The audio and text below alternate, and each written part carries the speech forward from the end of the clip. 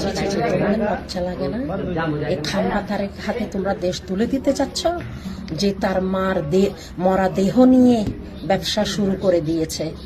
আমরা কি ঘাস খাই? হসপিটালের মধ্যে কি আমরা গরুর ঘাস খাই? ঘোড়ার ঘাস খাই? খালেদা জিয়া তো অনেক আগে মারা গেছে, আমরা বলছি। ওটাকে প্রিজেনেশন ইঞ্জেকশন দিয়ে এভাবে মোমের মতন বসায় রাখছিল। কি লাভ হয়েছে? কখন যে মারা গেছে, এই মরা দেহ নিয়ে তোমরা ব্যবসা শুরু করে দিছো। এটা গুনাহ হবে না?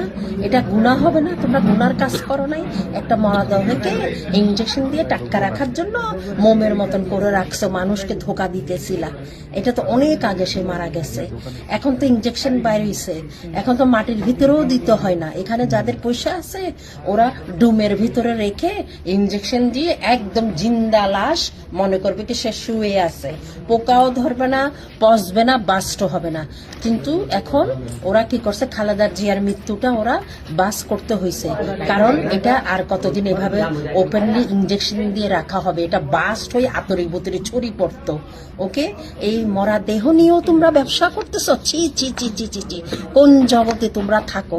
এই খাম্বাকে আনছে কি বাংলাদেশে? এই খাম্বা কি দেশ চালাইতে পারবে? খাম্বার মাথা সব গোবর ভরা, যে তার মার লাশকে কোনো ইয়ে করতে পারে না, সিকিউরিটি